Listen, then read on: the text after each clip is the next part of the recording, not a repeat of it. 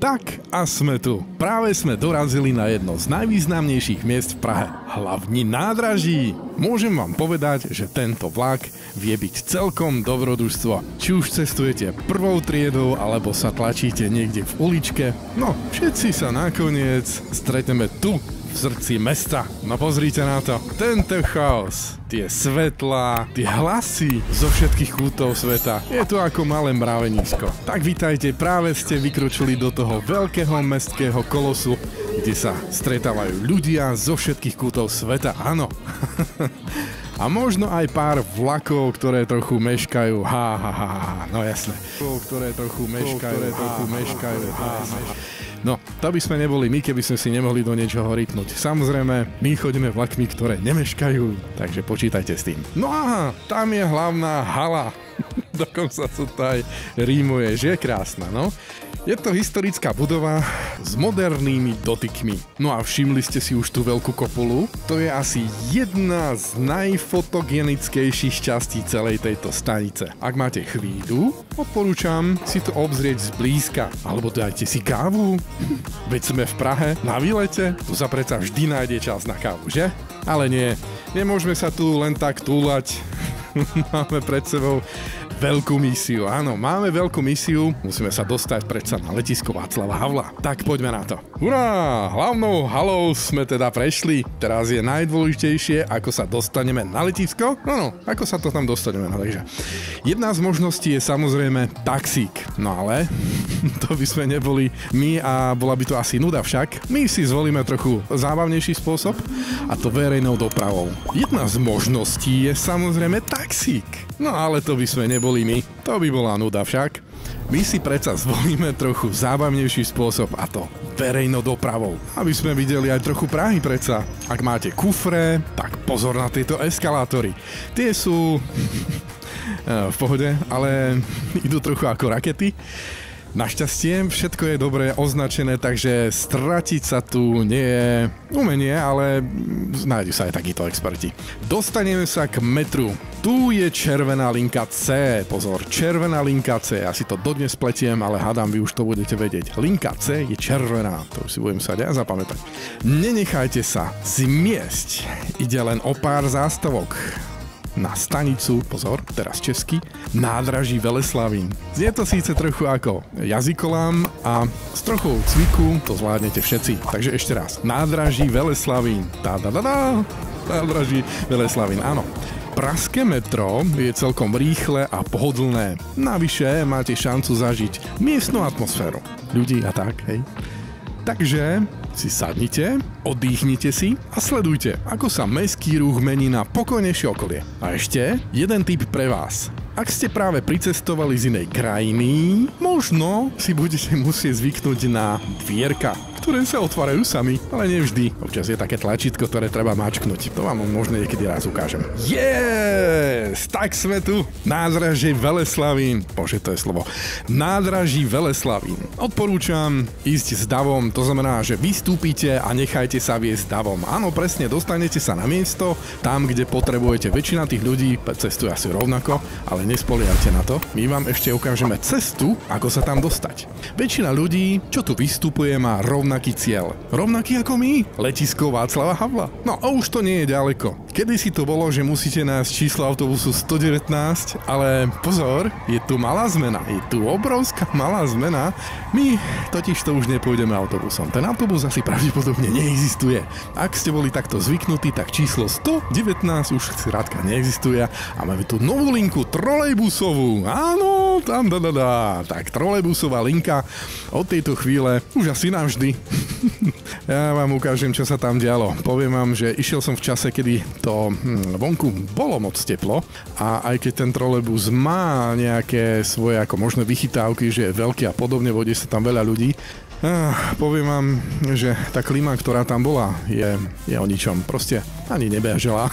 To je smutné. Ja som strašne taký klimatický človek, keď nie je v nejakom prostriedku, obzvlášť verejnom, dostupná klimatizácia v správnom pomere, teplo, chlad, tak je to trošku problém. A tam ten problém bol. To vám ukážem za chvíľočku. A teraz malá zmena. Boli ste zvyknutí na autobus?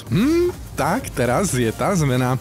Ak ste fanúšikom modernej a ekologickej dopravy, môžem iba preskočiť klasický autobus, vybrať sa rovno trolejbusom. Áno priatelia, od tejto chvíle už len trolejbusom. Praha totižto myslí aj na životné prostredie a preto máme teraz túto skvelú možnosť. Ako sa pohodlne a bez výfukových plynov dostať z Veleslavína priamo na letisko. Teraz si to dobre zapamätajte. Číslo trolejbusu je totižto 59. Vy tam vzadu. Číslo 59. To je číslo trolejbusu, pardon. Trolejbusu. Číslo trolejbusu je 59. Takže rovnaká trasa ako autobus 119. To znamená 119. Áno, tá už ako si nejako nefunguje, takže ešte raz opakujem, číslo trolejbusu je 59.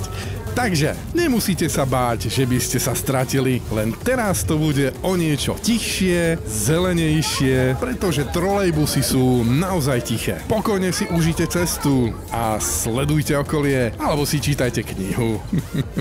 Nie, nemusíte si čítať knihu, pozerajte si tam z okna, to bude zaujímavejšie. Ešte raz dodám, že cesta je rovnaká ako autobusom, takže vás čaká rovnaká krásna trasa, plná výhľadov na Prahu a postupne prechádzajúce na predmestie a letiskovú zónu. Kto by povedal, že cesta na letisko môže byť tak pohodlná však? A pokiaľ máte šťastie a sedíte pri okne, určite si užijete pohľad na letiskovú plochu, kde môžete vidieť lietadlá, prichádzajúc, odchádzajúc, odkiaľkoľvek. Zatiaľ, čo sa pomaly blížime k terminálom, príjemný pocit z toho, že cestujete ekologickým prostriedkom, je len bonus navyše. No a teraz prichádza tá zábavnejšia časť. Trolejbus síce šetrí životné prostredie, evidentne šetrí aj na klimatizácii, to je slovo. Ak ste nastúpili a prišli ste s nádejou, že si to užijete sviežim, chladným vánkom, tak vás musím sklamať. Dnes to bude tak trochu saunová verzia. Sme vo vnútri, ale pocit je, ako keby sme práve sedeli v stredomorskom letovisku, kde je viac ako 30 stupňov a žiadny ventilátor na dohľad. Vidíte to? Niektorí spolucestujúci už objavili triky, ako prežiť v tomto teple, bez klímy, v trolejbuse, na letisko. Improvisný ventilátor z nejakej brožúry je úplne skvelá vec. Majte to pri sebe. Ak vám príde tento váš málo účinný kúsok, skúste z neho spraviť lepšiu verziu. Väčší formát, viac ovieva a vám to pomôže prežiť túto cestu. Ale vážne, keď sa trolejbus zmení na mobilnú saunu, viete, že vám Praha pripravila skutočne nezabudnutelný zážitok. Mimochodom, ani neviem, či vodič sa vôbec pokúšal skutočne zapnúť klimatizáciu. No, tá si dnes dala dovolenku. Ak si myslíte, že máte smolu, verte mi, on to prežíva po svojom. Veď kto by chcel šoferovať v takomto teple, že? Ale my takto cestujeme.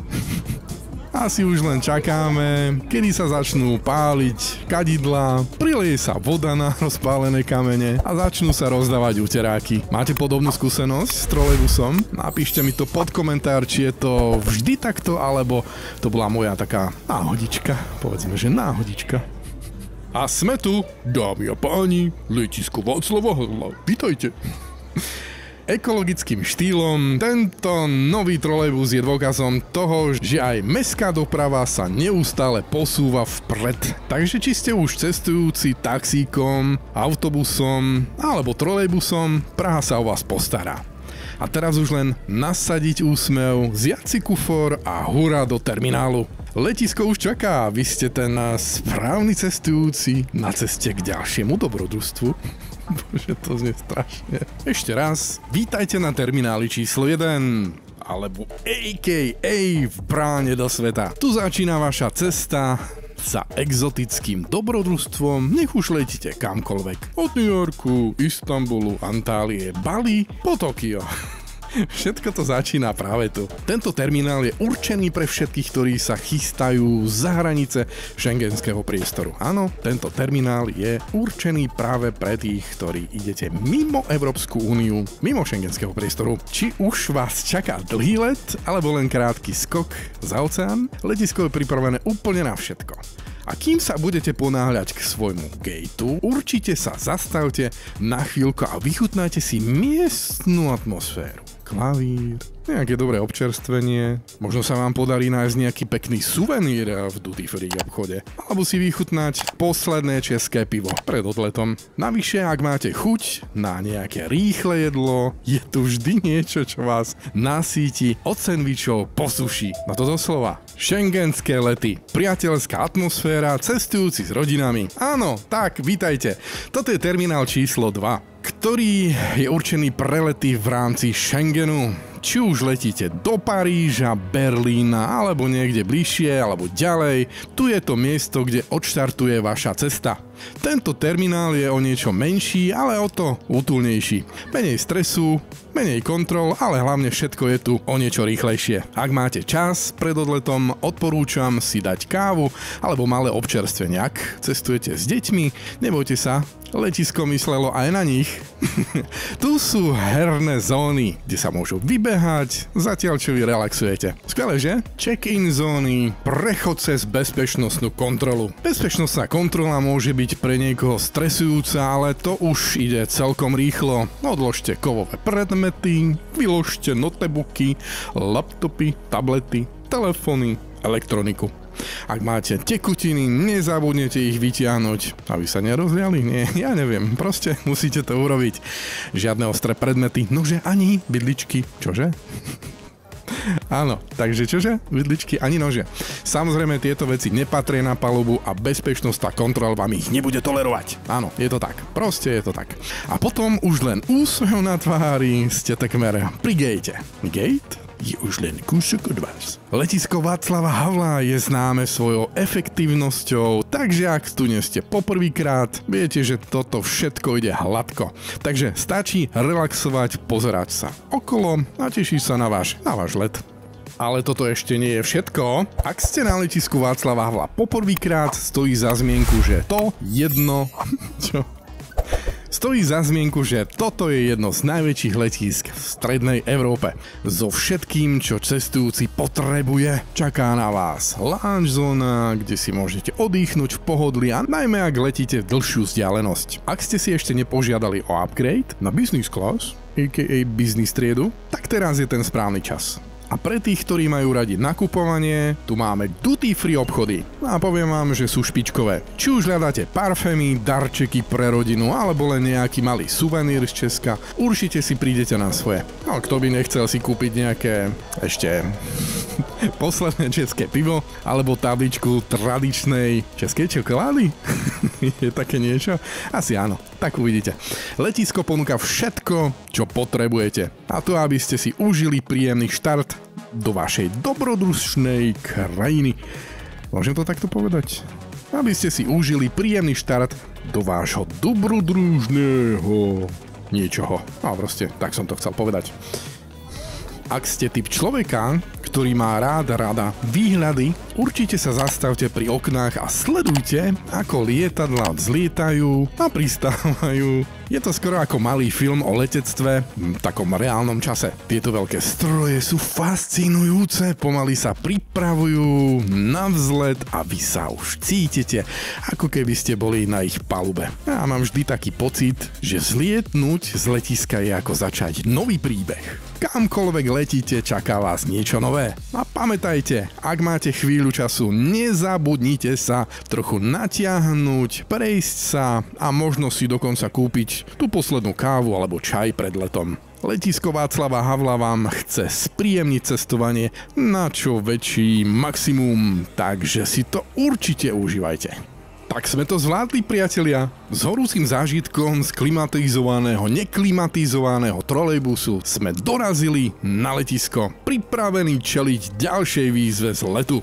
Ak sa vám táto cesta páčila, mám pre vás ešte niečo. Určite sa pozrite aj na moje staršie videá na kanáli. V jednom z nich napríklad zisťujeme, či je možné zvládnuť celú cestu z Prahy na Slovensko s jedným balením sušienok. Dramatická chvíľka. Napätie.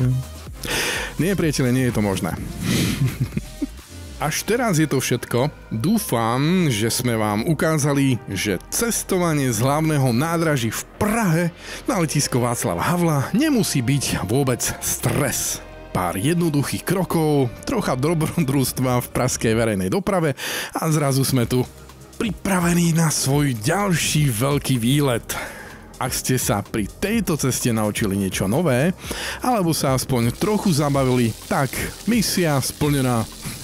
Praha je nádherné mesto, ktoré vás vie prekvapiť aj vtedy, keď len prechádzate okolo. Ak by ste mali náhodou cestu späť, teraz už viete presne, ako to chodí. Žiadne stratené kufre, žiadne zmätky, len vy a vaše cestovné plány. Ak sa vám video páčilo, nezabudnite dať like, prihlásiť sa na odber a zdieľať ho hlavne s tými, ktorí plánujú svoju cestu Prahou. Kto vie, možno práve oni budú tí, ktorí vďaka vám nebudú blúdiť na letisku. Majte krásny deň, večer, ráno podľa toho, kedy nás sledujete a šťastné cesty. A už teraz sa teším na ďalšie spoločné dobrodružstvá, ktoré vám budeme môcť natočiť. Nezabudnite dať ten like, pretože kto nedá like, nie že bude mať mokrú vodu v bazéne, ale bude mať aj studenú vodu v bazéne. Tak sa majte pekne. Ahojte.